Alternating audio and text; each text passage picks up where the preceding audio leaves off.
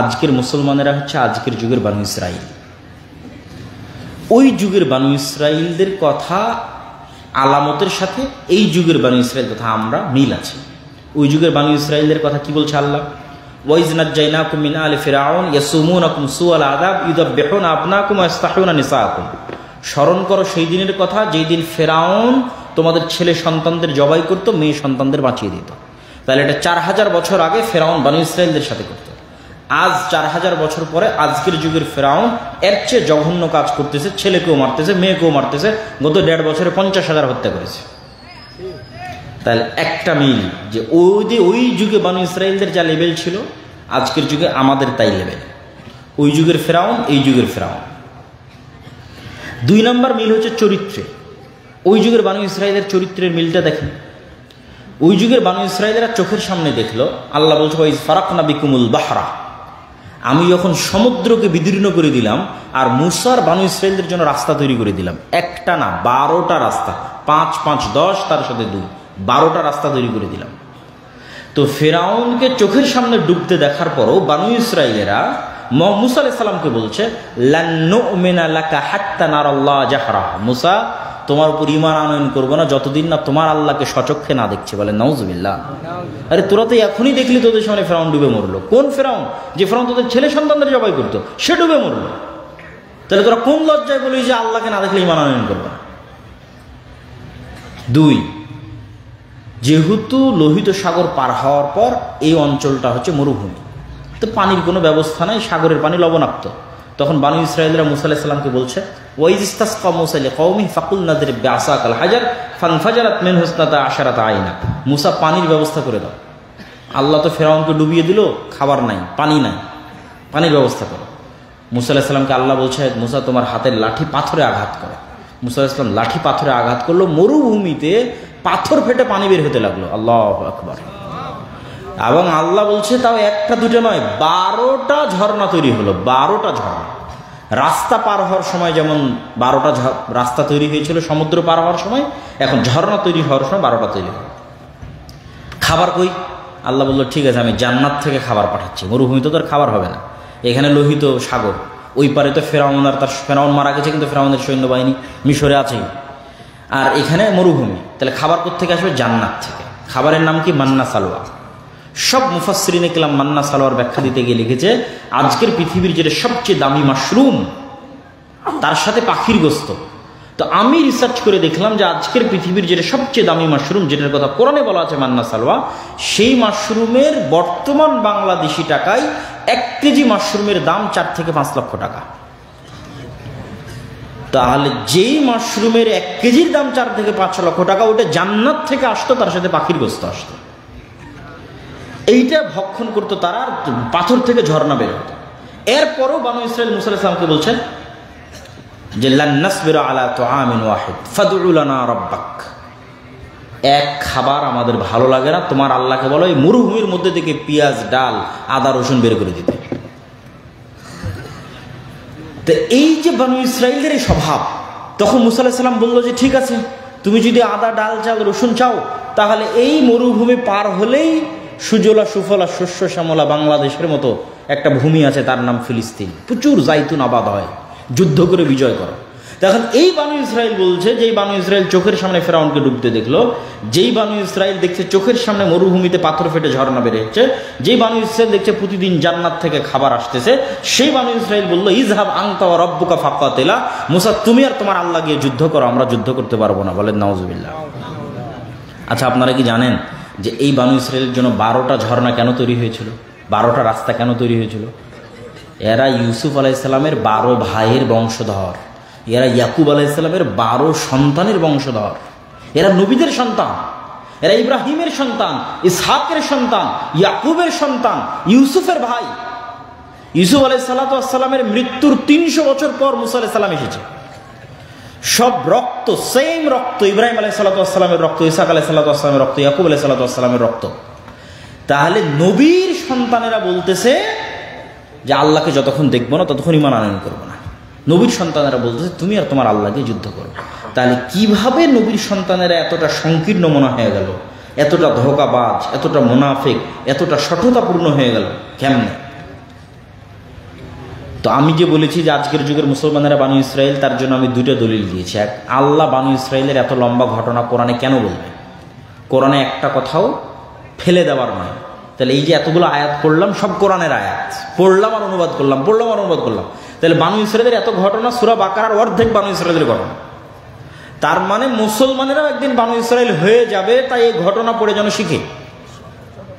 এটা রাসূল সাল্লাল্লাহু আলাইহি ওয়াসাল্লাম বলে গেছে। আর মুসলমানেরা যে বানু ইসরাইল হয়ে গেছে, এটা আমি ইউরোপে গিয়ে দেখেছি, আমেরিকায় গিয়ে, ইউরোপ ইংল্যান্ডে গিয়ে দেখেছি, ফ্রান্স ইতালিতে গিয়ে দেখেছি।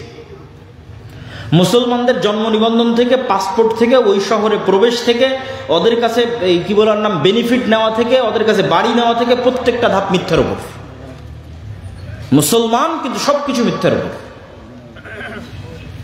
মুসলমান সবকিছু অন্যায়ের উপর, ও হাজি নামাজি সবকিছু, কিন্তু সবকিছু ধোঁকা এবং দুর্নীতির উপর।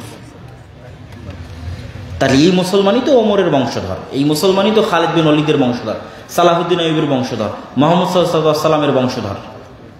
তাহলে ওরাও তো নবীর বংশধর, তো আর এরকম মুনাফিক হয়ে গেল কি করে?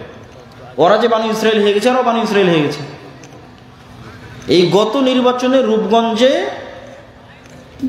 অসংখ্য মানুষ আমি সচক্ষে দেখেছি, উভয় প্রার্থীর কাছ থেকে টাকা নিয়ে বলেছে যে তোমাকে ভোট দিব, মানে দুইজনের থেকে টাকা নিয়ে বলেছে দুইজনকে ভোট দিব।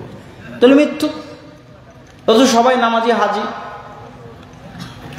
এই গত 16 বছরে এরকম জালসার বৈঠকের প্রধান অতিথি, বিশেষ অতিথি হয়েছে, অথবা মসজিদ মাদ্রাসা কমিটির দায়িত্বের মধ্যে আছে, এরকম যদি ভাগ করি তাহলে ডিসি, এসি, ওসপি, এসিল্যান্ড, মন্ত্রী, মিনিস্টার, এমপি, এর 80 ভাগের বেশি আছে জালসা কমিটিতে, 80 ভাগের বেশি আছে মসজিদ মাদ্রাসা সভাপতিতে। আর যদি ওমরার লিস্ট করি তো 60% বেশি হবে যেগুলো ওমরা করে এসেছে। আর তাহাজ্জুদের নামাজ তো সবাই পড়তো, কিন্তু নিজ নিজ দায়িত্বের জায়গায় সব মিথ্যুক, অন্যায়কারী, ধোঁকাবাজ, মুনাফিক, মানুষের হক মেরে খায়। তারা বানু ইসরাইল না?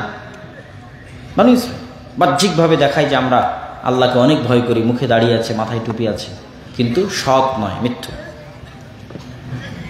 এবং এটা শুধু তাদের ক্ষেত্রে নয়, আম জনসাধারণের ক্ষেত্রে দেখেন যে আম জনসাধারণ তার বোনকে বাপের সম্পত্তিতে ভাগ দিবে, ভাগ দিতে গিয়ে ন্যায় করেনি, হয় ভাগ বুঝিয়েই দেয়নি, অথবা বুঝে দেওয়ার ক্ষেত্রে যেটা জমি ভালো, যেটা উঁচু, যেটা দামি, ওটা নিজে নিয়েছে, যেটা পানিতে ডুবে আছে, নদীতে আছে, চরে আছে, ওটা বোনকে দিয়েছে। তাহলে সে নামাজি, হাজি, ওমরাকারী, কিন্তু তার চরিত্র দেখেন বানু ইসরাইলের মতো, মিথ্যুক, মুনাফিক, ধোঁকাবাজ, দুর্নীতিবাজ। সে হাজি, নামাজি, ওমরাকারী, কিন্তু মেয়েকে যখন বিয়ে দিতে যাচ্ছে তখন ঠিকই ডিমান্ড নিচ্ছে, তখন ঠিকই যৌতুক দাবি করে বসতেছে। তাহলে এই যে আপনি যৌতুক দাবি করতেছেন মেয়ের পরিবারের কাছে, এটা হচ্ছে আপনি জেনে শুনে মেয়ে এবং মেয়ের পরিবারের উপর জুলুম করতেছেন, অন্যায় করতেছেন, তথা আপনি মিথ্যা, ধোঁকা এবং অন্যায়ের উপর প্রতিষ্ঠিত আছেন। এখন কারণ উত্তর কি? যে ওরা নবীর সন্তান হয়ে এরকম হয়ে গেল, আর আমরাও উম্মতে মুহাম্মাদি এরকম হয়ে গেলাম, দুইজনই আমরা বানু ইসরাইলদের মতো হয়ে গেলাম, ওরাও নবীর সন্তান, আমরাও সম্মানিত। ঘটনা কি? ঘটনা হচ্ছে ইউসুফ আলাইহিসসালাতু ওয়াসসালামের মৃত্যুর পর যখন ফেরাউনরা ক্ষমতা নিল, তখন যেহেতু ইউসুফ আলাইহিসসালামও আগের সরকারের ক্ষমতার জোট সঙ্গী ছিল, মন্ত্রী ছিল, ইউসুফ আলাইহিসসালামের ভাইয়েরাও বড় বড় মন্ত্রী, মিনিস্টার, বিভিন্ন পদে ছিল। তখন পরের ফেরাউন যখন ক্ষমতায় আসলো, এরা বলল আগের সরকারের রাজারা যেমন আমার শত্রু, আগের সরকারকে যারা সাপোর্ট দিয়েছে এরাও আমাদের শত্রু, এদেরকে ধরার মার। তো এইটা বাড়লো আরো কেন? যে কোনো পাদ্রী, যে কোনো জ্যোতিষী, যে কোনো জাদুকর, ওই সময় জাদুরও খুব চর্চা ছিল, এসে বলতো ফেরাউন তোমার ক্ষমতা যদি ধ্বংস হয় এই বানু ইসরাইলদের হাতে ধ্বংস হয়ে যাবে। তখন মাথা আরও গরম হয়ে গেল যে 300 বছরের জুলুমের স্টিম রোলার চললো বানু ইসরাইলদের উপর। তো গোলামিতে বানু ইসরাইলদের স্বভাব নষ্ট হয়ে গেল। গোলামিতে যে স্বভাব নষ্ট হয় তার প্র্যাকটিক্যাল উদাহরণ দিই। ধরেন আমি মনিব, আমার 2টা গোলাম আছে, আমি এই একটা রুটি ওই গোলামরা 2-3 দিন থেকে না খেয়েছে দিয়ে দিলাম, তোরা মারামারি করে নিয়ে এলাম, তখন ওরা একটা রুটি নিয়ে মারামারি লেগে যাবে। একটা রুটির জন্য মিথ্যা বলবে, একটা রুটির জন্য ধোঁকা দিবে, একটা রুটির জন্য দুর্নীতি করবে, একটা রুটির জন্য মারবে। তাহলে গোলামের নেচার তৈরি হচ্ছে যে গোলাম খাবার নিয়ে কাড়াকাড়ি করে, এবং খাবার নিয়ে কাড়াকাড়ি করতে গিয়ে মিথ্যা বলে, টাকা নিয়ে কাড়াকাড়ি করে, টাকা নিয়ে কাড়াকাড়ি করতে গিয়ে মিথ্যা বলে, দুর্নীতি করে একটা টাকার জন্য। এটা গোলামের নেচার। তো এরকম পালিয়ে লুকিয়ে এইরকম চুরি চামারি দুর্নীতি ধোঁকা করতে বাধ্য হয়ে গেছে 300 বছর। এই জন্য মুসা আলাইহিস সালাতু ওয়াস সালামকে আল্লাহর বানু ইসরাইলদের সাথে মানুষ করেনি, আল্লাহ জানতেন মুসাকেও যদি বানু ইসরায়েলদের সাথে রাখি তো ইও তো গোলামের মতো পালিয়ে বেড়াবে, তাহলে সেও যদি গোলামের মতো পালিয়ে বেড়াতে এরও তো স্বভাব চরিত্র নষ্ট হয়ে যাবে। ও মিথ্যা বলা শিখবে, দুর্নীতি করা শিখবে, তো নেতা হতে পারবে না, নবী হতে পারবে না। তখন আল্লাহ কি করলেন, মুসা আলাইহিস সালামকে তুলে রাজার বাড়িতে পাঠিয়ে দিলেন। রাজা ফেরাউন, ফেরাউনের বাড়িতে রাজপুত্র, অ্যাজ এ প্রিন্স, রাজপুত্র হিসেবে মুসা আলাইহিস সালাম মানুষ হয়েছে। মানে টাকা পয়সা খাদ্য এগুলো নিয়ে মারামারি, কাড়াকাড়ি, গোলামি, মিথ্যা, ধোকা এগুলোর চতুর্পাশ সীমানার মধ্যে নাই। তাহলে স্বাধীন আত্মমর্যাদা সম্পন্ন হিসেবে মুসা আলাইহিস সালাম বড় হয়েছে। এই জন্য মুসা আলাইহিস সালাম যেই দিন দেখছে যে ফেরাউনের একটা লোক বানু ইসরায়েলের একটা লোককে অত্যাচার করছে, তো মুসা আলাইহিস সালাম যদি বানু ইসরায়েলের সাথে বড় হতো, ওই বলতো আরে এটা তো আমরা দেখেই আসছি জন্মের পর থেকে এরকম জুলুম হয়, কিন্তু গোলাম, আমার বাপ মা 14 গোষ্ঠী গোলাম, দেখে কি আর মানা করি কি। কিন্তু উনি তো স্বাধীন, জুলুম সহ্য করতে পারেনি, একদিন জুলুম দেখেছে, এক থাপ্পড়ে অন দ্য স্পট জালেমকে হত্যা করে দিয়েছে। কেননা উনি স্বাধীন। এই জন্য ওনার সাথে বানু ইসরায়েলের মিলেনি। বানু ইসরায়েলরা গোলামি করতে করতে সংকীর্ণ মনে হয়ে গেছে। তো আমাদের মতো আজকের যুগের মুসলমানদের সকল সমস্যা হচ্ছে, সারা পৃথিবীর মুসলমানেরা প্রায় 200 বছর ইউরোপিয়ানদের উপনিবেশ ছিল। ভারত, পাকিস্তান, বাংলাদেশের মুসলমানেরা ব্রিটিশদের গোলাম ছিল 190 বছর। যেই জমি এখন CAS RS পর্চায় আপনার নামে খাজনা কাটছেন, এই জমিতে খাজনা কাটতো জমিদারের নামে, জমির মালিকানাই ছিল না। নীল চাষ করে পিটিয়ে আদায় করা হতো, গোলাম।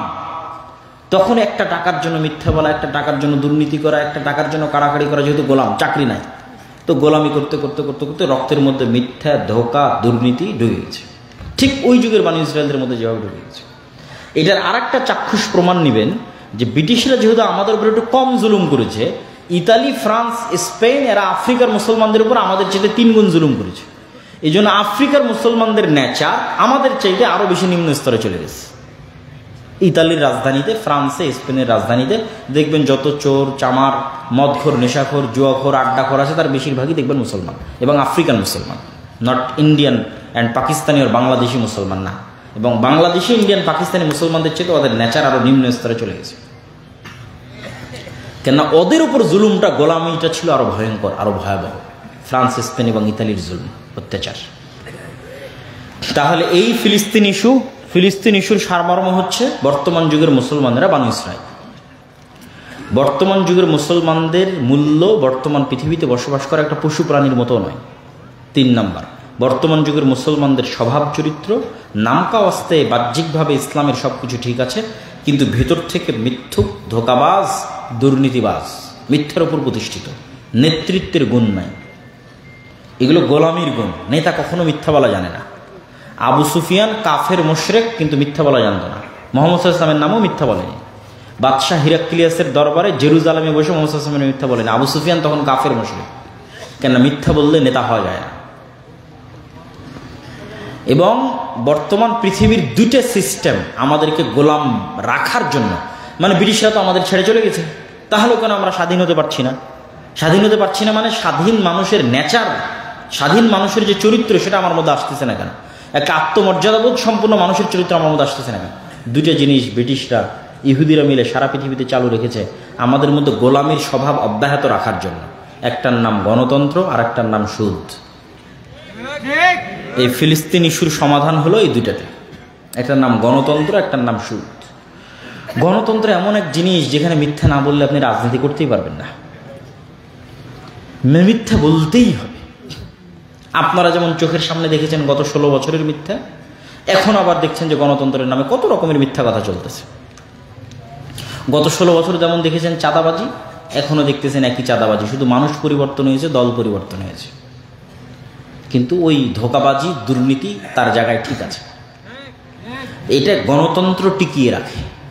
গণতন্ত্র এই ধোঁকাবাজির সিস্টেম, এই মিথ্যের সিস্টেম, এই জিনিসগুলোকে টিকিয়ে রাখে।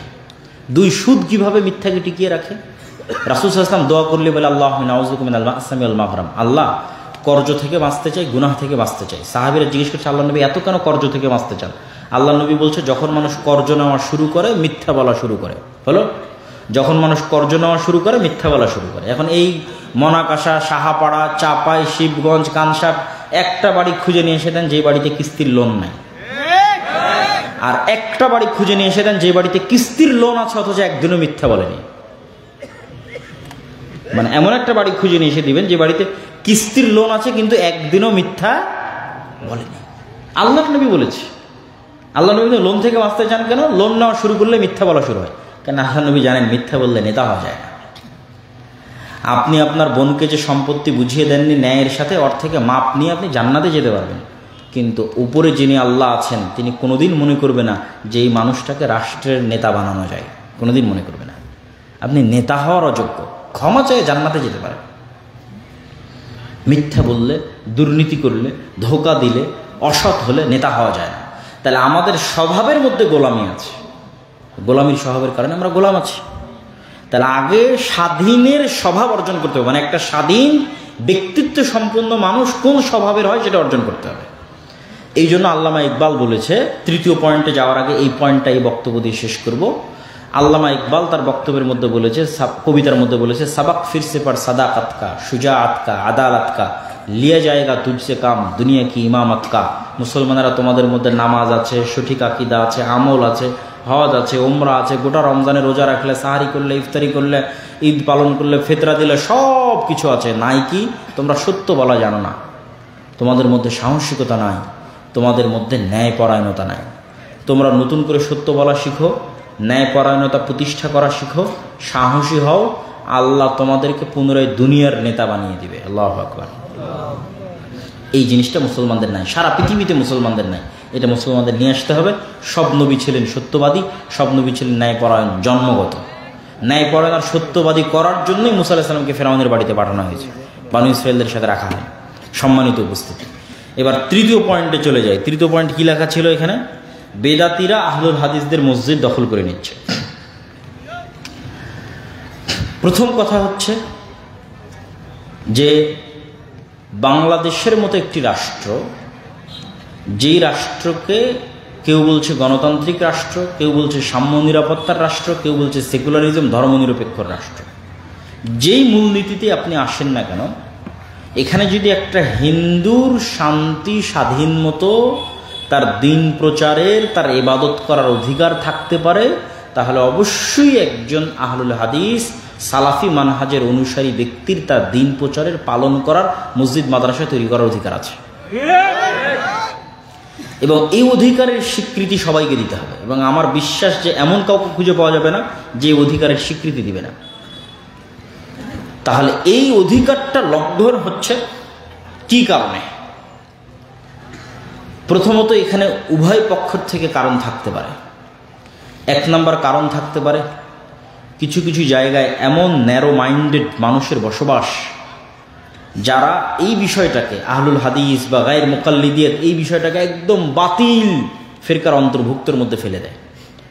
অথচ আমি আব্দুল্লাহ দারুল উলুম দেওবন্দে একবার একটা বৈঠকে ছিলাম, যেখানে ভারত উপমহাদেশের বড় বড় দেওবন্দি আলেমরা উপস্থিত হয়েছিল, যেখানে বিষয় ছিল গায়ের মুকাল্লিদিয়াত কা ফিতনা। ওখানে দারুল উলুম দেওবন্দের ছাত্রদের দাবি অনুযায়ী তাকে যারা বাহরুল উলুম বলে, বাহরুল উলুম নেয়ামাতুল্লাহ আজমি, তিনি আমার ওস্তাদ, এখনো জীবিত আছে, ওনার একটা বক্তব্যের বিষয় ছিল কিয়া আহলে হাদিস আহলুস সুন্নাত ওয়াল জামাত সে খারিজ হ্যায়, এটা ওনার বক্তব্য বিষয় ছিল। তথা আহলে হাদিসরা কি সত্য যে মানহাজ আহলুস সুন্নাত ওয়াল জামাত এর বাইরে একটা বাতিল ফেরকা?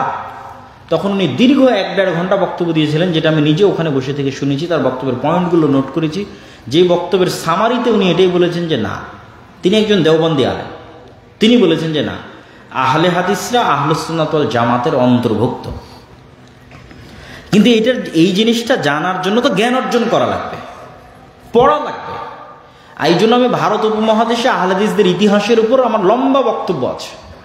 আহলে হাদিসদের ইতিহাসের উপর আমার বক্তব্যটা যদি কেউ শুনে, যে কোনো বাংলা ভাষাভাষী, যে কোনো মতবাদের অনুসারী মানুষ, যে কোনো মাযহাবের অনুসারী মানুষ, শুধু ভারত উপমহাদেশে আহলে হাদিসদের ইলমে ইতিহাস এই বক্তব্যটা যদি শুনে, এবং ওখান থেকে আমার বক্তব্য শুনে নিয়ে যদি 2-1 মিনিটও স্টাডি করে ক্রস চেক করে যে আব্দুল্লাহ যা বলছে তা ঠিক কিনা, আব্দুল্লাহ যা বলছে তা ঠিক কিনা, তাহলে এতটুকু অবশ্যই ঘোষণা দিতে হবে যে আহলে হাদিসরা বাতিল ফিরকা নয়, তাদেরকে ঘোষণা দিতে হবে যে বাতিল ফিরকা নয়। কিন্তু এর জন্য জ্ঞান লাগবে। কিন্তু একদল আবেগী মানুষ থাকে যাদের সেই ন্যূনতম জ্ঞানটুকু নাই, তারা তখন পাগলের মতো আচরণ করে। এবং এই পাগলের মতো আচরণের আমরা দুইভাবে সমাধান করতে পারি। প্রশাসনের সহযোগিতা নেওয়া এবং তাদের যারা বড় আলেম ওলামা আছে, যাদের মধ্যে মোটামুটি আহলুল হাদিস সম্পর্কে একটা স্বচ্ছ এবং ভালো ধারণা আছে। যেমন ধরেন বর্তমান ধর্ম প্রতিমন্ত্রী যিনি আছেন, ধর্ম উপদেষ্টা যিনি আছেন, তিনি আমাদের আহলেদের প্রায় সব বড় বড় মাদ্রাসায় গেছেন, আমার সাথেই কয়েকবার দেখা সাক্ষাৎ হয়েছে। তিনি জানেন যে আহলে হাদিসরা কী চিন্তা চেতনা রাখে, কি করে, তাদের মানহাজ কি, তাদের বক্তব্য কি, খুব ভালোভাবে জানেন। তো এরকম আরও মানুষজন আছে যারা আহলে হাদিসদের সম্পর্কে পজিটিভ ধারণা রাখে। তাদের ইনফ্লুয়েন্সটা আমাদের কাজে লাগাতে হবে এবং প্রশাসনের সহযোগিতা নিতে হবে।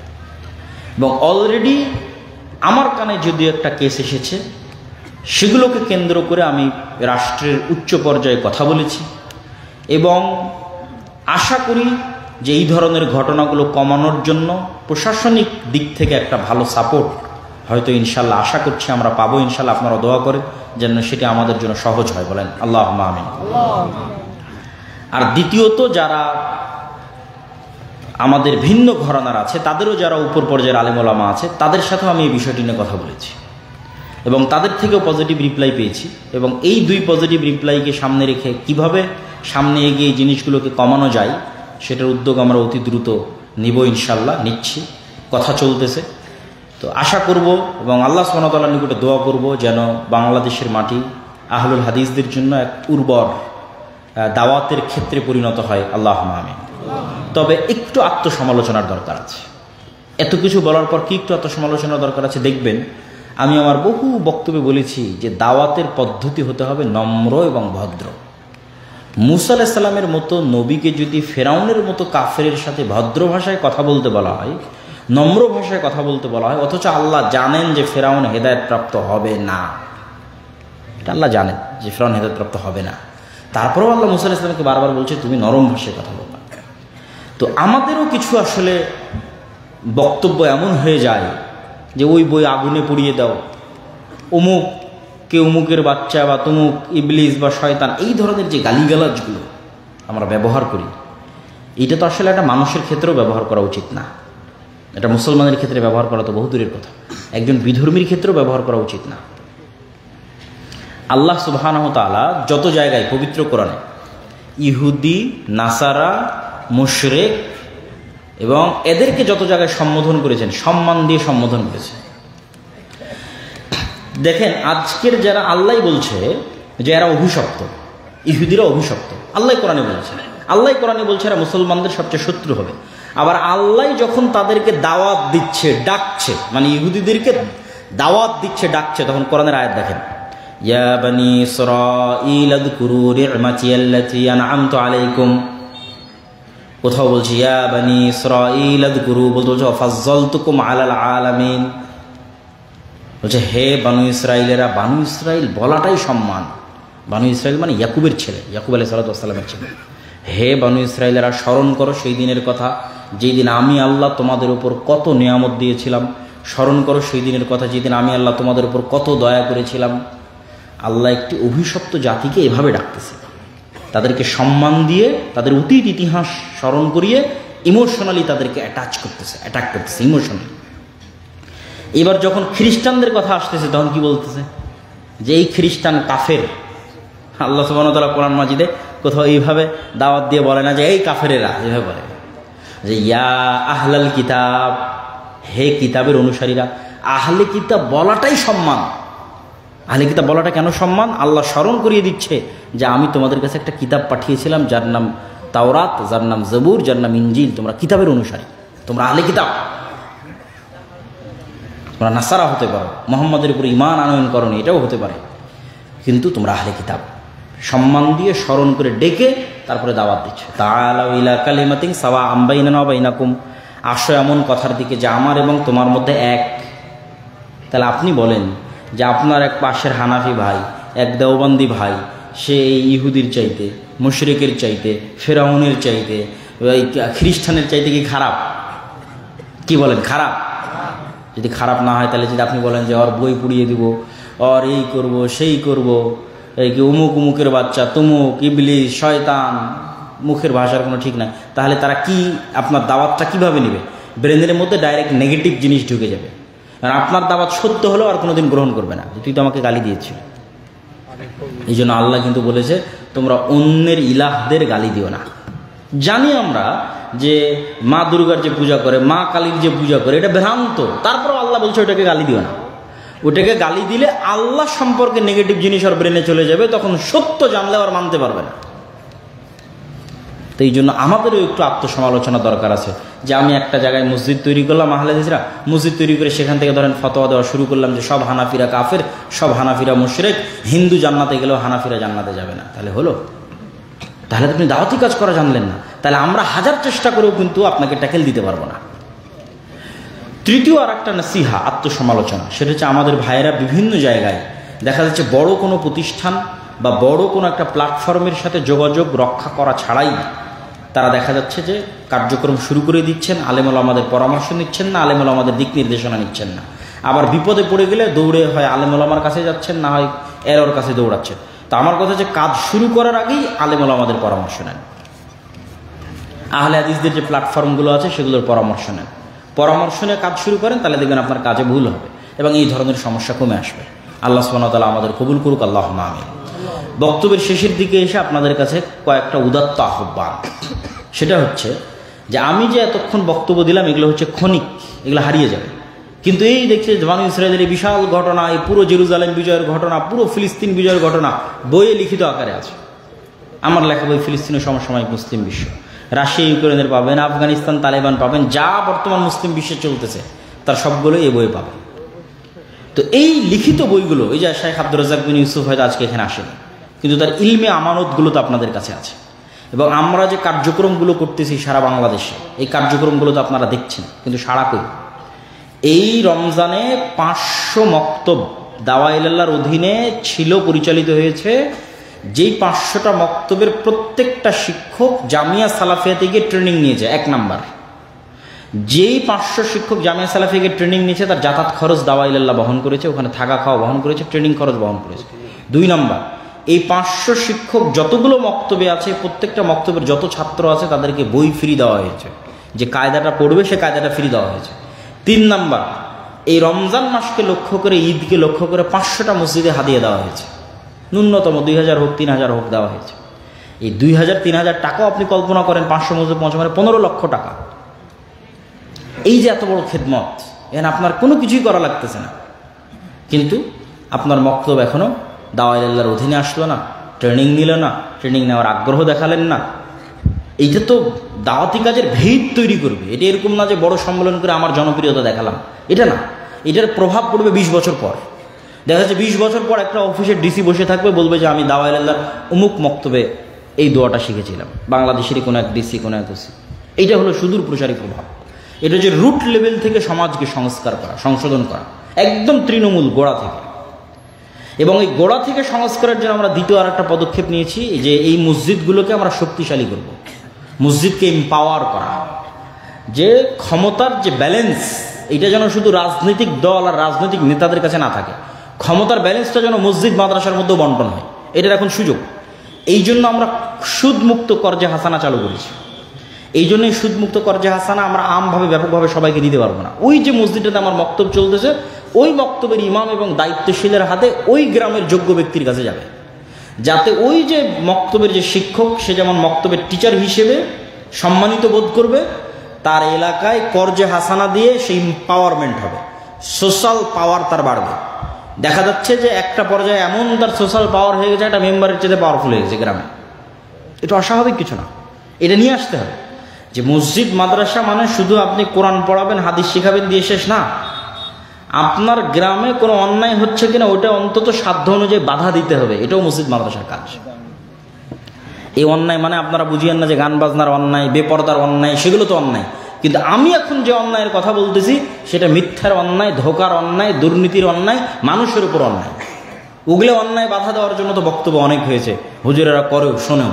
কিন্তু যখন দেখবে যে না অমুক জায়গাতে একটা মেম্বার, একটা উপজেলা চেয়ারম্যান একটা জিনিস অন্যায় করতেছে, একটা সালিশ অন্যায়ভাবে করতেছে, টাকা নিয়ে সালিশ করে দিচ্ছে, জমি জোর করে দখল করে নিচ্ছে, বা আর যে কোনো অন্যায়, মসজিদ মাদ্রাসার শিক্ষকেরা যাবে না, দূরে থাকবে। এইটা না, ওই সামাজিক অন্যায় বাধা দিতে হবে। ডিমান্ডের ভিত্তিতে বিয়ে হচ্ছে, বাধা দিতে হবে।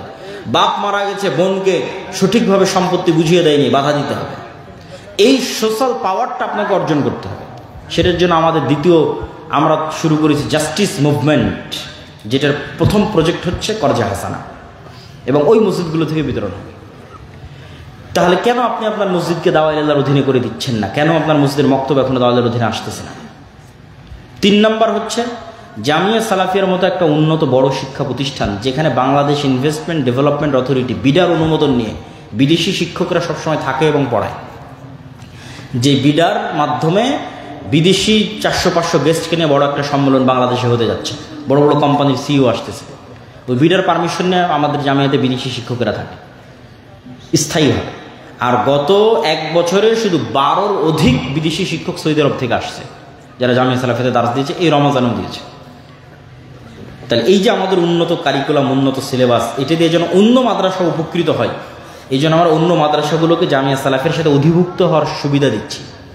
এবং এই অধিভুক্ত হওয়ার ক্ষেত্রে আমাদের সহযোগিতার মানসিকতা নেওয়া না, যে একটা ফর্ম পূরণ করো, টাকা দাও, ঠিক আছে, প্রতি মাসে একটা বাৎসরিক ফি দাও, মাসিক ফি দাও না। পারলে আমরা আরও অর্থনৈতিক সহযোগিতা করতে পারবো কিনা সেই মাদ্রাসা, সেটা চিন্তা করে দেখব। তাহলে এই মাদ্রাসাগুলোকে উচিত যে এই সোশ্যাল এম্পাওয়ারমেন্টের যে মুভমেন্ট, জাস্টিস মুভমেন্ট, এটার অংশ হওয়ার জন্য এই ধরনের কাজের সাথে কানেক্টিভ হয়।